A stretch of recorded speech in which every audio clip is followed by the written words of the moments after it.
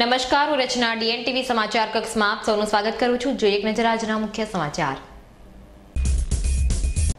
નરેન્દ્ર મોદીએ જીતના વિશ્વાસ સાથે ગુજરાતમાં 2 દિવાળી ઉજવાશે તેવી ઘોષણા કરતા ભાજપમાં હર્ષોલ્લાસ.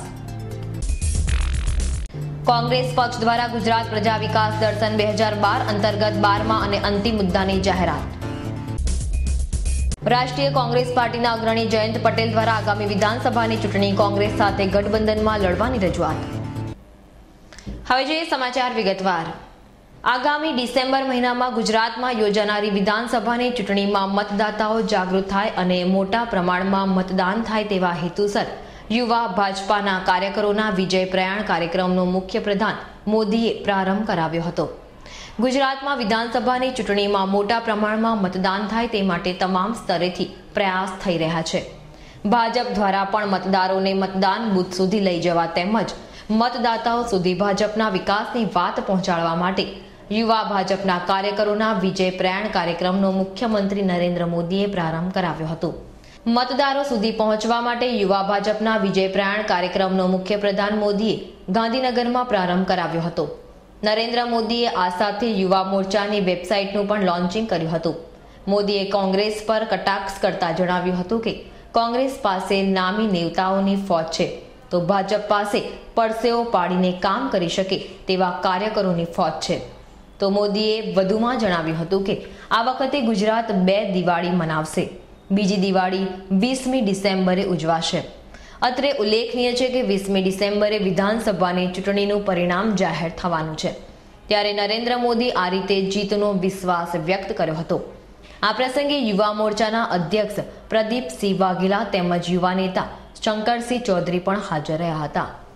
और शानदार जानदार मेरे नौजवान की टोलियां जब गांव-गांव पहुंचेगी तो उन गांव के लोग भी पूछेंगे, अरे बेटे आए तो हो, क्या दिवाली नहीं मनाते हो?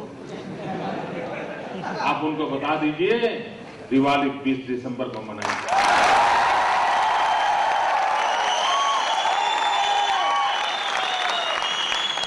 और बड़े शान से मनाई जाएगी.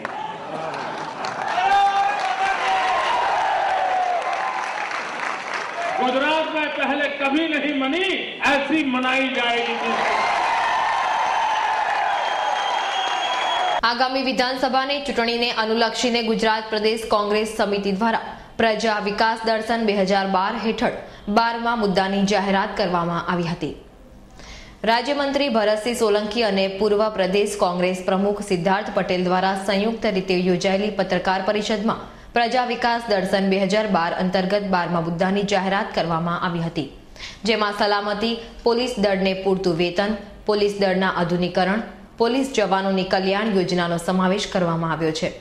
પત્રકાર પરિષદમાં સિદ્ધાર્થ પટેલે ભાજપ શાસન પર ચાપખા મારતા જણાવ્યું હતું કે આગામી વિધાનસભાની ચૂંટણીમાં જે કોંગ્રેસ પક્ષ સત્તા પર આવશે તો ભાજપ પ્રેરિત ત્રાસવાદને નાબૂદ કરવા સઘન પગલાં ભરવામાં આવશે. તેમજ મહિલાઓ, બાળકો પર થતા અત્યાચાર, ઉઠાવગીરી, દલિતો, આદિવાસીઓ પરના જુલ્મને ડામવા સઘન કાર્યયોજનાઓ બનાવાશે. આ ઉપરાંત છઠ્ઠા પગાર પંચના તમામ લાભો પોલીસ દળના જવાનોને આપવાની બાહેધરી આપી હતી.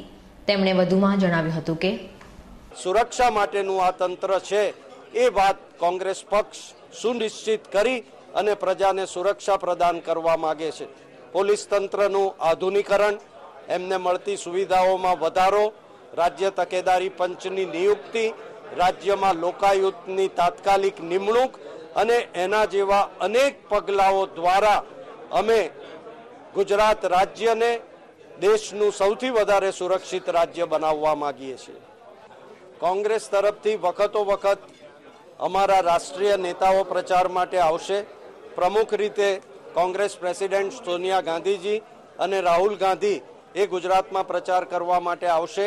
એના સિવાય રાષ્ટ્રીય સ્તરના બીજા કેટલાક નેતાઓને માટે પણ સમય એમનો લેવાઈ રહ્યો છે અને એમનો કાર્યક્રમ નક્કી થઈ રહ્યો છે. ભારતીય જનતા પક્ષ હવે એક વ્યક્તિનો પક્ષ બની ગયો છે અને એટલા માટે એમાં સ્વાભાવિક રીતે એક જ પ્રચારક હોય. કોંગ્રેસ પક્ષ એ બહુ વ્યાપક રાષ્ટ્રીય પક્ષ છે. અહીંયા કોઈ એક વ્યક્તિની વાત નથી, અહીંયા આખી ટીમ છે અને એટલા માટે આખી ટીમ પ્રચાર માટે આવશે. કોંગ્રેસ પક્ષે એક નામ નક્કી કરવાની જરૂર નથી, કેમ કે ત્યાં એક જ વ્યક્તિ છે, બીજી ટીમ નથી. કોંગ્રેસ પાસે બેટરી ઓફ લીડર્સ છે. આજે ગુજરાતમાં અનેક નેતાઓ એવા છે કે જે ગુજરાતના મુખ્યમંત્રી પદને શોભાવી શકે અને ગુજરાતને દિશા આપી શકે.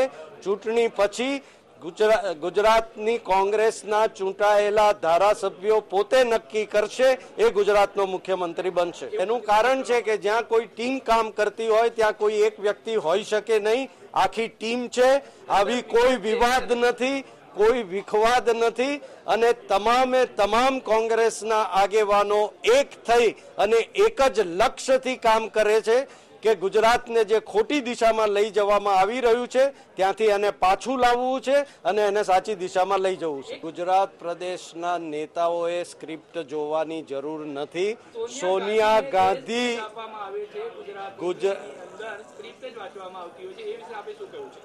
સોનિયાજી સંપૂર્ણપણે જાણે છે પોતે શું બોલવું, ક્યારે બોલવું, કેટલું બોલવું, કેવી રીતે બોલવું એ સોનિયાજી પોતે જાણે છે. અમારે કોઈએ સોનિયાજીને કોઈ સલાહ આપવાની જરૂર નથી. રાષ્ટ્રીય કોંગ્રેસ પાર્ટીના અગ્રણી જયંત પટેલ ગતરોજ શહેરના વાસના રોડ ખાતે પધાર્યા હતા, જ્યાં તેમણે પત્રકારો સાથેની વાતચીતમાં જણાવ્યું હતું કે આગામી વિધાનસભાની ચૂંટણીમાં એનસીપી કોંગ્રેસ સાથે ગઠબંધનમાં લડશે. તેમજ હાલ તેમણે 28 બેઠકોમાં ઉમેદવારો ઊભા રાખવા રજૂઆત કરી છે. 2 દિવસ અગાઉ એનસીપીના કાર્યકરો ભાજપમાં જોડાયા તે બાબતને તેમણે ગૌણ ગણીને ફગાવી દીધી હતી તથા તેમણે ભાજપ પર આક્ષેપ કરતા જણાવ્યું હતું કે એનસીપીના વિકાસથી ભાજપને ઈર્ષા થાય છે, તેથી ભાજપ દ્વારા આવી કામગીરી થાય છે જેનાથી એનસીપીને કોઈ ફરક પડતો નથી. ગુજરાત રાજ્ય શિક્ષણ બોર્ડ દ્વારા ધોરણ 12 સાયન્સ પછી એન્જિનિયરિંગમાં એડમિશન માટે જી 2013 પરીક્ષાની તારીખ 7 એપ્રિલ 2013 નક્કી કરવામાં આવી છે, જેના વિરોધમાં વિદ્યાર્થીઓના વાલીઓ દ્વારા કલેક્ટર કચેરી ખાતે આવેદનપત્ર પાઠવવામાં આવ્યું હતું. 12 સાયન્સના ચોથા સેમેસ્ટરની પરીક્ષાની તારીખ 18 માર્ચ 2013 થી શરૂ થઈ 25 માર્ચના પૂર્ણ થનાર છે અને ગુજરાત રાજ્ય શિક્ષણ બોર્ડ દ્વારા એકાએક જીની પરીક્ષાની તારીખ 7મી એપ્રિલ 2013 જાહેર કરી દેવામાં આવી છે. આ બંને પરીક્ષાઓ વચ્ચે ફક્ત 12 જ દિવસનો ગાળો રહેતો હોય વિદ્યાર્થીઓ પાસે પરીક્ષાની તૈયારીઓ કરવાનો સમય જ રહ્યો નથી. ઉપરાંત ગુજરાતની માધ્યમની વાંચન સામગ્રી સાહિત્ય પણ બજારમાં ઉપલબ્ધ નથી અને તેની પરીક્ષાની તૈયારીઓના ભાગરૂપે કેવી રીતે માર્ગદર્શન લેવું તેનો પણ અભાવ વર્તાય છે. ગુજરાત રાજ્ય શિક્ષણ બોર્ડ દ્વારા ધોરણ 12 સાયન્સના પરિણામને 50% તેમજ જીની પરીક્ષાને 50% જેટલું વેટેજ આપવામાં આવ્યું છે. આ તમામ પ્રશ્નોના કારણે ગુજરાતી માધ્યમના વિદ્યાર્થીઓને અન્યાય થતો હોય આજ રોજ વિદ્યાર્થીઓના વાલીઓ દ્વારા પરીક્ષાનો વિરોધ કરીને કલેક્ટર કચેરી ખાતે કલેક્ટરને આવેદનપત્ર સુપ્રત કરી પરીક્ષા નાબૂદ કરવા અંગે રજૂઆતો કરવામાં આવી હતી. ફોરએવર માર્કે વડોદરામાં દામોદર દાસ અને નારાયણ જ્વેલર્સ સાથે તેના જોડાણની જાહેરાત કરી હતી. તેમજ જાણીતી મોડેલ આમના શરીફે હીરાના ઘરેણાની રજૂઆત કરી હતી. ટી બિયર્સ જૂથની ડાયમંડ બ્રાન્ડ ફોરએવર માર્કે તાજેતરમાં જ ગુજરાતમાં પ્રવેશ કર્યો છે. આજે તેણે વડોદરાથી દામોદર દાસ અને નારાયણ જ્વેલર્સ સાથે તેના જોડાણની જાહેરાત કરી હતી. આ પ્રસંગે જાણીતી મોડેલ આમના શરીફ ઉપસ્થિત રહી હતી અને તેણે હીરાના ઘરેણાની રજૂઆત કરી હતી. ફોરએવર માર્ક દ્વારા પ્રોમિસ એક્ઝિબિશનની રજૂઆત કરવામાં આવી છે અને તેમાં આજના જમાનાના નામાંકિત ડિઝાઇનરો દ્વારા તૈયાર કરવામાં આવેલા અને જૂજ જોવા મળતી હીરાના દાગીનાઓ પ્રદર્શનાર્થે મૂક્યા હતા. ફોરએવર માર્કના દરેક હીરા સાથે તેની સુંદરતાની ખાતરી મળે છે અને તે જ્વલિત જોવા મળતા અને ઉત્તમ ગુણવત્તાવાળા હોય છે. આ પ્રદર્શનમાં યુકે, યુએસએ, ચીન, હોંગકોંગ અને ભારતમાંથી લાવવામાં હીરાનું પ્રદર્શન કરવામાં આવ્યું હતું અને તેમાં વિવિધ ડિઝાઇનના હીરાના ઘરેણાં મૂકવામાં આવ્યા છે. પાદરાના લુણા ગામમાં 4950 ચોરસ મીટર ગોચર જમીન ખાનગી કંપનીને વેચી દેતા ગ્રામવાસીઓ દ્વારા જિલ્લા કલેક્ટરને આવેદનપત્ર આપીને રજૂઆતો કરવામાં આવી હતી. પાદરાના લુણા ગામનો બ્લોક નંબર 500 પૈકી 4900 ચોરસ મીટર વાળી ગોચરની જમીન ગુજરાતનું એનર્જી ટ્રાન્સમિશન કોર્પોરેશન લિમિટેડને વેચી દેવામાં આવતા સમગ્ર ગ્રામજનો દ્વારા ગ્રામ પંચાયત સમક્ષ રજૂઆતો કરવામાં આવી હતી, જેના અનુસંધાનમાં ગ્રામવાસીઓ દ્વારા જિલ્લા કલેક્ટરને આવેદનપત્ર આપીને ગૌચરની જમીનો ગ્રામ પંચાયતે વેચવા માંગતી ન હોય, મૂંગા પ્રાણીઓ માટેની જમીનો વેચાણનો ચુકાદો રદ-બદલ કરવાની માંગણી કરવામાં આવી હતી. થોડા દિવસ અગાઉ તાળા લાગી ગયેલી કંપની અભિનવ ગોલ્ડના બોગસ એજન્ટ દ્વારા વધુ રૂપિયા કમાવી આપવાની લાલચ આપીને 25 લાખની છેતરપિંડીના ફરિયાદના આધારે પોલીસે તેની ધરપકડ કરીને 5 દિવસના રિમાન્ડ મેળવ્યા છે. કોમ્પ્યુટર ક્લાસમાં મિત્રતા કેળવીને પોતાને અભિનવ ગોલ્ડ સહિત અનેક કંપનીઓનો એજન્ટ બતાવી સંદીપ વસાવા નામના વ્યક્તિ દ્વારા અનેક લોકોને ઝાંસામાં લઈને છેતરપિંડી આચરવામાં આવી છે. લોકોને વિશ્વાસમાં લેવા સંજય વસાવા પોતાની સહી કરેલા પોસ્ટપેડ ચેક લોકોને આપતો હતો. વારંવાર વાયદા કર્યા બાદ પોતાના પૈસા પાછા ન મળતા કૈલાસબેન દ્વારા પોલીસ મથકે ₹24,75,000ની વિશ્વાસઘાત અને છેતરપિંડીની ફરિયાદ દાખલ કરવામાં આવી હતી. જેપીનગર તેમજ પાણીગેટ પોલીસે પોતાના વિસ્તારમાં થયેલી છેતરપિંડીના પગલે ફરિયાદ દાખલ કરીને આરોપી સંદીપ વસાવાની ધરપકડ કરી હતી. વધુ પૂછપરછ તેમજ સમગ્ર માહિતી મેળવવા પોલીસે નામદાર કોર્ટમાંથી 5 દિવસના રિમાન્ડ મેળવ્યા છે.